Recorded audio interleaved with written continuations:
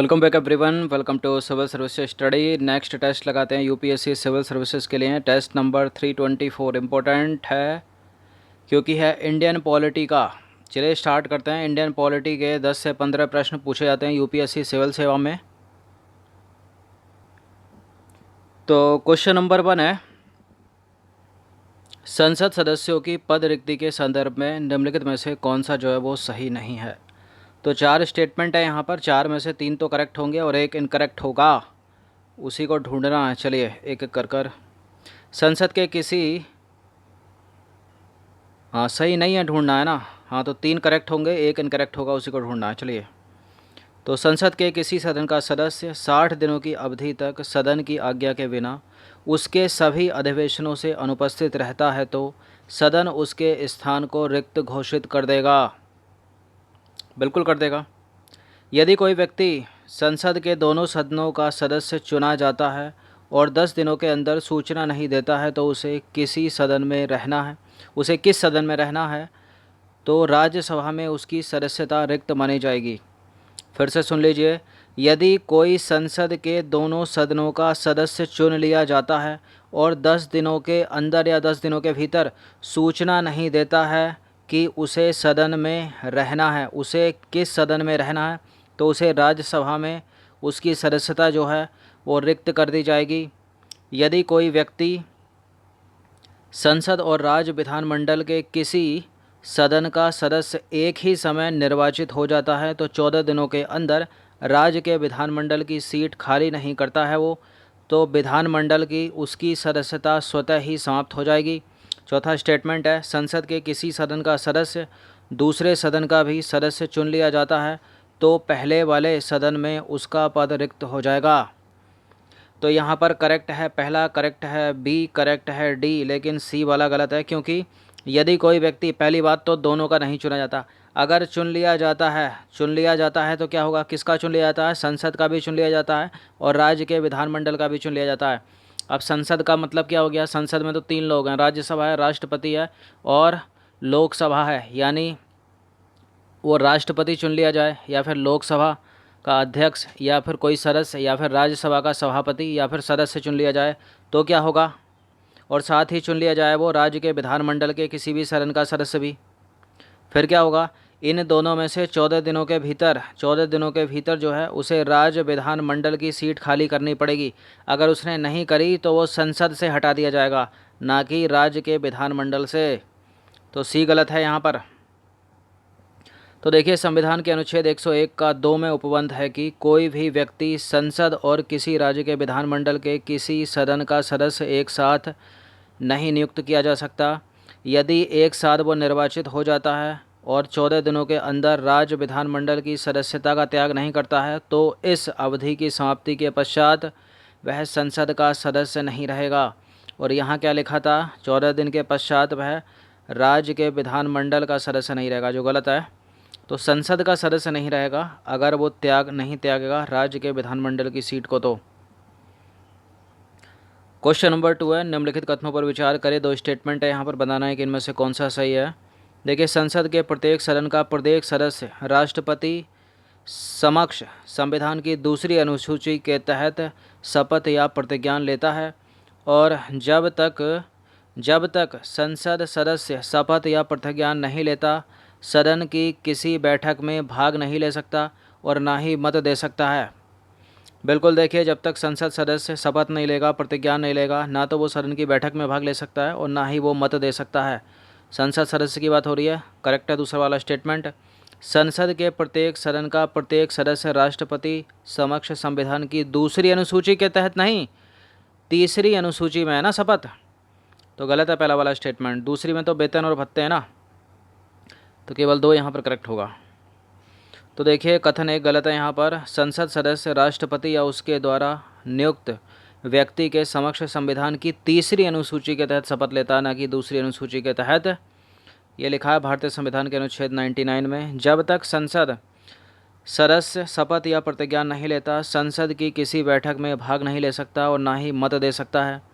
संसद का कोई सदस्य बिना शपथ या प्रतिज्ञान लिए सदन की बैठक में भाग लेगा तो उसे प्रतिदिन 500 रुपये का जुर्माना देना पड़ेगा, प्रतिदिन। ऐसा कहाँ लिखा है? भारतीय संविधान के अनुच्छेद 104 में लिखा है।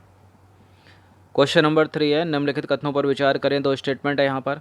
देखिए, गण पूर्ति के लिए मतलब कोरम के लिए लोकसभा में कम से कम 55 सदस्य और राज्यसभा में कम से कम 25 सदस्य आवश्यक होने चाहिए, और लोकसभा या राज्यसभा के पीठासीन अधिकारी केवल बराबर की स्थिति में मत दे सकते हैं।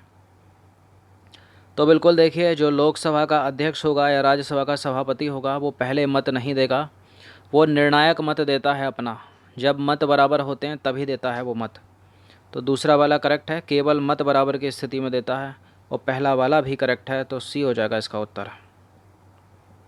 तो देखिए, उपरोक्त दोनों कथन सही हैं। संविधान के अनुच्छेद 100 का थर्ड में उपबंध है कि संसद के प्रत्येक सदन का अधिवेशन गठित करने के लिए गणपूर्ति या कोरम सदन के सदस्यों की कुल संख्या का 1/10 भाग होता है। अलग से प्रश्न पूछा जाता है, कितना होता है? 1/10 भाग होता है सदस्यों की कुल संख्या का। अतः लोकसभा के लिए कितना हो गया? 55 सदस्य हो गया कम से कम, और राज्यसभा के लिए कितना हो गया? कम से कम 25 सदस्य। अनुच्छेद 100 के फर्स्ट में उपबंध है कि प्रत्येक सदन की बैठक में या सदनों के संयुक्त बैठक में निर्णय उपस्थित व मत देने वाले सदस्यों के बहुमत से किया जाएगा, जिसमें अध्यक्ष या सभापति को शामिल नहीं किया जाता। अध्यक्ष या सभापति केवल मत बराबर होने की स्थिति में ही निर्णायक मत देते हैं। ध्यान रखिएगा, लोकसभा का अध्यक्ष और राज्यसभा का सभापति निर्णायक मत देगा, मत बराबर होने की स्थिति में ऐसे नहीं देगा। क्वेश्चन नंबर 4 है, निम्नलिखित कथनों में से कौन सा जो है वो सही नहीं है? संसद के 2 सत्रों के बीच अधिकतम अंतराल 6 माह का हो सकता है। संसद के सत्रावसान की शक्ति राष्ट्रपति के पास है। राज्यसभा को विघटित करने की शक्ति राष्ट्रपति के पास है। संसद की बैठक को स्थगित करने की शक्ति लोकसभा अध्यक्ष या राज्यसभा के सभापति के पास है। देखिए, बिल्कुल संसद के 2 सत्रों के बीच अधिकतम अंतराल कितना होना चाहिए? 6 माह का होना चाहिए। संसद के सत्रावसान कौन करता है? भारत के राष्ट्रपति करते हैं। संसद की बैठक को स्थगित करने की शक्ति किसकी है? लोकसभा के अध्यक्ष की है या फिर राज्यसभा के सभापति की? या ध्यान दीजिएगा, 2 अलग अलग बातें हैं। सत्रावसान कौन करेगा? भारत का राष्ट्रपति करेगा। और स्थगन कौन करेगा? लोकसभा अध्यक्ष करेगा या फिर राज्यसभा का सभापति करेगा। राज्यसभा एक स्थायी सदन है, विघटित नहीं हो सकता वो। गलत है वाला सी स्टेटमेंट। तो देखिए, विकल्प सी सही नहीं है, क्योंकि राष्ट्रपति राज्यसभा का विघटन नहीं कर सकता, क्योंकि राज्यसभा एक स्थायी सदन है। राष्ट्रपति केवल लोकसभा को विघटित कर सकता है। चलिए,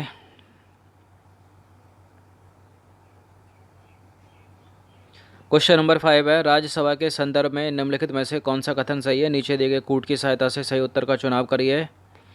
तो राज्यसभा को भंग नहीं किया जा सकता, और इसके सदस्य 30 वर्ष से कम आयु के व्यक्ति नहीं होंगे। इसके 1/3 सदस्य प्रत्येक 2 वर्षों में सेवानिवृत्त होते हैं। इसका कार्यकाल 6 वर्ष का होता है। देखिए, बिल्कुल राज्यसभा को भंग नहीं किया जा सकता, करेक्ट है ये वाला स्टेटमेंट। यदि आपको राज्यसभा का सदस्य बनना है तो न्यूनतम आयु सीमा 30 वर्ष होनी चाहिए, और लोकसभा का बनना है तो 25 साल होनी चाहिए। राष्ट्रपति उपराष्ट्रपति बनना है तो 35 साल की होनी चाहिए। यदि आपको वोट देना है तो आपकी एज 18 साल होनी चाहिए। यदि आपको पंचायत का चुनाव लड़ना है तो आपकी एज जो है वो 21 वर्ष होनी चाहिए। ये सब चीज़ें आपको पता होनी चाहिए। तो बिल्कुल राज्यसभा को भंग नहीं किया जा सकता, 30 वर्ष की न्यूनतम आयु होनी चाहिए। इसके 1/3 सदस्य मतलब 1/3 सदस्य प्रत्येक 2 वर्ष में सेवानिवृत्त होते हैं, ये भी करेक्ट है। चौथा वाला गलत है, क्योंकि इसका कार्यकाल नहीं, इसके सदस्यों का कार्यकाल 6 वर्ष का होता है। डिफरेंस है इसका कार्यकाल इसके सदस्यों का कार्यकाल में। इसका कार्यकाल नहीं, इसके सदस्यों का कार्यकाल 6 वर्ष का होता है, और वो जो सदस्य हैं वो 6 साल तक कार्य करते हैं। उनमें से 1/3 सदस्य प्रत्येक 2 साल में जो हैं वो सेवानिवृत्त होते रहते हैं। तो करेक्ट है, करेक्ट है, करेक्ट है, इनकरेक्ट है। तो इसका आंसर हो जाएगा ऑप्शन नंबर सी, केवल 1, 2 और 3, 4 को एलिमिनेट कर दीजिए। तो देखिए, कथन 4 सही नहीं है, क्योंकि राज्यसभा एक स्थायी सदन है, इसे भंग नहीं किया जा सकता। इसके सदस्यों का कार्यकाल 6 वर्ष का होता है, ना कि इसका कार्यकाल। इसके 1/3 सदस्य 1/3 जो इसके सदस्य हैं, मेंबर हैं, वो प्रत्येक 2 वर्षों में सेवानिवृत्त होते हैं। राज्यसभा सदस्य बनने के लिए न्यूनतम आयु सीमा कितनी होनी चाहिए? 35 वर्ष। क्वेश्चन नंबर 6 है, किसी संसद सदस्य की दल परिवर्तन से उत्पन्न अयोग्यता के संदर्भ में निम्नलिखित पर विचार करना है आपको और बताना है कि उपरोक्त में से कौन सा सही है। तो देखिए, यदि उस मूल राजनीतिक दल में जिससे वह चुना गया था एक विभाजन हो जाए तो अयोग्य हो जाएगा वो। यदि उसने स्वेच्छा से अपने राजनीतिक दल की सदस्यता छोड़ दी हो, बिल्कुल तब भी अयोग्य हो जाएगा वो। यदि उसने अपने राजनीतिक दल के निर्देशों के विरुद्ध सदन में मतदान किया है तब भी अलग हो जाएगा ना, खिलाफ जा रहा है ना वो सदन के। यदि सदन का कोई मनोनीत सदस्य 6 माह से पहले किसी राजनीतिक दल का सदस्य बन जाए तो, मान लीजिए मैं ए राजनीतिक दल में हूँ, अब मैं 6 महीने के भीतर ही या 6 महीने से पहले ही बी दल में चला जाता हूँ, तो मेरी अयोग्यता जो है ना वो नष्ट नहीं की जाएगी, मतलब मेरे को अयोग्य नहीं ठहरा जाएगा। अगर मैं 6 महीने के बाद जाता हूँ, अगर मैं 6 महीने के बाद जाता हूँ तब मेरे को अयोग्य ठहरा दिया जाएगा। तो इसको हमने कई बार पहले भी बताया है, तो पहले जाने से नहीं होगा, 6 महीने के पहले जाएगा तब दिक्कत नहीं है, 6 महीने के बाद जाएगा तब दिक्कत है। तो फर्स्ट करेक्ट है, सेकंड करेक्ट है, थर्ड भी करेक्ट है, फोर्थ जो है गलत है। इसको याद करने के लिए बताया था मैंने कि अगर माहौल बनाकर जाएगा तब दिक्कत है, माहौल बनाकर नहीं जाएगा तब कोई दिक्कत नहीं है। माहौल बनाने की सीमा क्या रखी गई थी, 6 महीने रखी गई थी। 6 महीने से पहले चले जाओ कोई दिक्कत नहीं है, 6 महीने के बाद जाओगे तब दिक्कत है, तो अयोग्य ठहरा दिए जाओगे। तो पहले नहीं होगा, बाद होगा। तो इसका आंसर क्या हो जाएगा, ऑप्शन नंबर बी सही है, केवल चौथा एलिमिनेट कर दीजिए जहाँ जहाँ पर है। तो देखिए, कथन 4 जो है वो सही नहीं है, क्योंकि कोई नाम निर्देशित सदस्य अपनी सदस्यता ग्रहण करने के 6 माह बाद किसी राजनीतिक दल की सदस्यता ग्रहण कर ले तो, ना कि बाद में, हाँ सॉरी यहाँ पहले होना चाहिए, ना कि पहले अयोग्य ठहरा दिया जाएगा। मतलब बाद में जाएगा तो अयोग्य ठहरा दिया जाएगा, 6 महीने के भीतर जाएगा तब अयोग्य नहीं ठहराया जाएगा। याद रखना, इसको बहुत पूछते हैं। अब देखिए पृष्ठभूमि क्या है इसकी। 52वां संविधान संशोधन हुआ एक 1985 के द्वारा। इसमें 10वीं अनुसूची जोड़ी गई संविधान में दल बदल कानून के बारे में। इस कानून में दल बदल से उत्पन्न सदस्य की अयोग्यता के संबंध में प्रावधान यह है कि यदि उसने स्वेच्छा से अपने राजनीतिक दल की सदस्यता छोड़ दी हो तो अयोग्य ठहरा दिया जाएगा वो। यदि वह अपने राजनीतिक दल के निर्देशों के विरुद्ध सदन के मतदान में भाग लेता है या अनुपस्थित रहता है तब भी अयोग्य है वो। यदि कोई निर्दलीय सदस्य चुनाव के बाद किसी राजनीतिक दल की सदस्यता ग्रहण कर लेता है तब भी अयोग्य है वो। और 6 महीने के भीतर नहीं, 6 महीने के बाद जाता है तो अयोग्य है वो, भीतर नहीं। क्वेश्चन नंबर 7 है, संसद के किसी सदन के सदस्य की अयोग्यता संबंधी प्रश्नों का निर्णय कौन करता है। निर्वाचन आयोग, निर्वाचन आयोग की सलाह पर राष्ट्रपति, भारत का मुख्य न्यायमूर्ति, या फिर निर्वाचन आयोग की सलाह पर केंद्र का मंत्रिमंडल। तो चीफ जस्टिस ऑफ इंडिया तो करते नहीं है, गलत है। सदन, निर्वाचन आयोग करेगा, लेकिन सही उत्तर क्या है इसका, निर्वाचन आयोग की सलाह पर राष्ट्रपति, ऑप्शन नंबर बी मंत्रिमंडल नहीं। तो ऐसे प्रश्न पूछे जाते हैं, अगर ऑप्शन में ये नहीं होता तो इसका उत्तर ये हो जाता। तो टफ बनाने के लिए पूछा जाता, मतलब इसमें सबसे सटीक उत्तर देना, सबसे सटीक है ये ऑप्शन में नहीं है तो उत्तर है ये।